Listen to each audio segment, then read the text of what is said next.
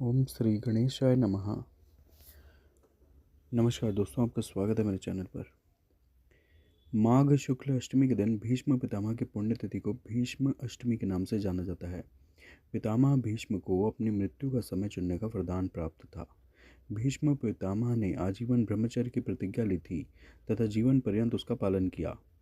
अपने पिता शांतनु के प्रति उनकी निष्ठा एवं समर्पण के कारण भीष्म पितामह को अपनी इच्छा अनुसार मृत्यु का समय चुनने का वरदान प्राप्त हुआ था।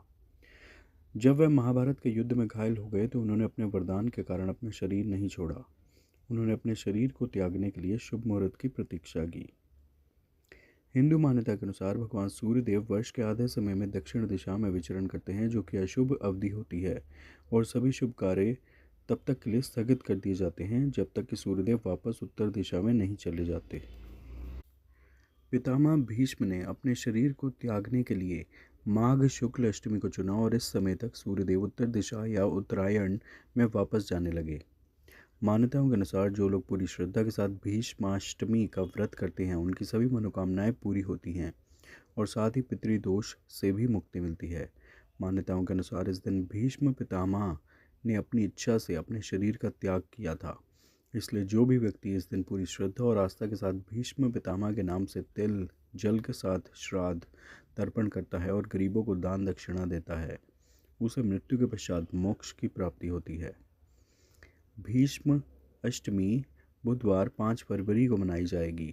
इस दिन श्राद्ध कर्म करने के लिए यह समय सही रहने वाला है। मध्याह्न समय सुबह 11:30 से दोपहर 1:41 तक। इस दिन लोग उनका एकोदिष्ट श्राद्ध करते हैं। उनका श्राद्ध उन लोगों के लिए निर्धारित किया गया है जिन्होंने अपने पिता को खो दिया है। हालांकि कई लोगों का मानना है कि उनके पिता के जीवित या मृत होने के बावजूद उनका श्राद्ध अनुष्ठान किया जा सकता है। भीष्म अष्टमी का व्रत करने से अनजाने में किए गए पाप कर्म नष्ट हो जाते हैं। अगर कोई दंपत्ति संतान की कामना के लिए भीष्म अष्टमी का व्रत करते हैं तो उन्हें सर्वगुण संपन्न और बलशाली संतान की प्राप्ति होती है। भीष्म अष्टमी के दिन भीष्म पितामह ने अपनी इच्छा से अपने शरीर का त्याग किया था, इसलिए यह दिन उनकी शांति का माना जाता है। जो भी मनुष्य इस दिन भीष्म पितामह के नाम से कुश तिल और जल से तर्पण करता है उसकी सभी मनोकामनाएं पूरी हो जाती है और मृत्यु के पश्चात उसे मोक्ष की प्राप्ति होती है। भीष्म अष्टमी के दिन आप पितृ स्तोत्र का पाठ कर सकते हैं। इससे पितृ प्रसन्न होते हैं और साधक को सुख समृद्धि का आशीर्वाद देते हैं। साथ ही इस दिन श्राद्ध कर्म करने और पितृ स्तोत्र का पाठ करने से जातक को पितृदोष में भी राहत मिल सकती है।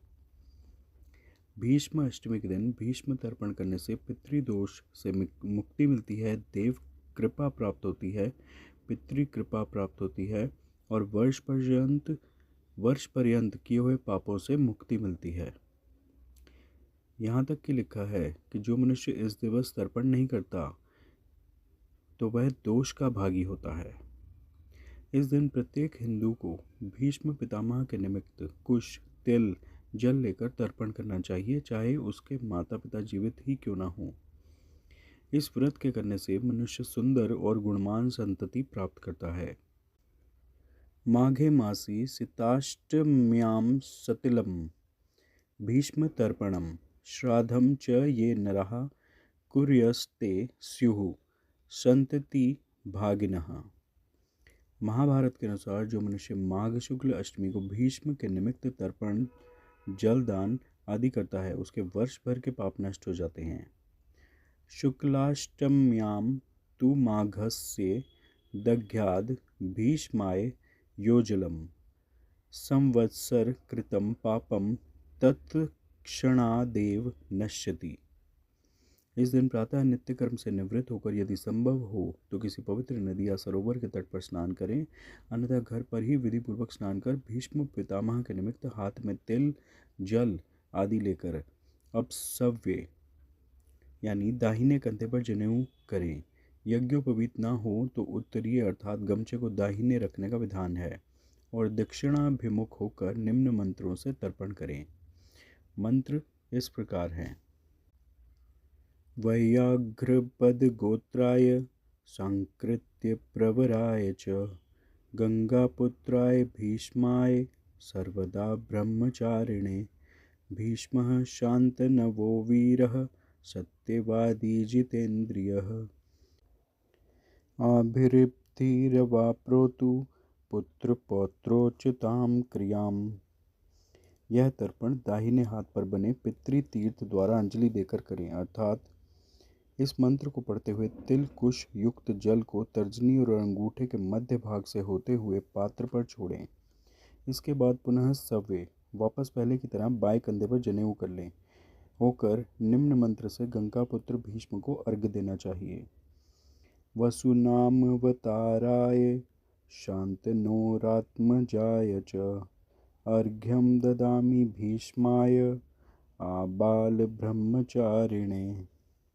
इसके बाद तर्पण और अर्घ्य वाले इस जल को किसी पवित्र वृक्ष की जड़ पर डाल दें। यह तर्पण महिलाओं को नहीं करना चाहिए। आशा करता हूँ ये जानकारी आपको अच्छी लगी होगी।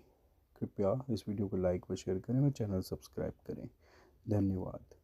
जय श्री कृष्ण। जय माँ गंगा। जय पितामह भीष्म।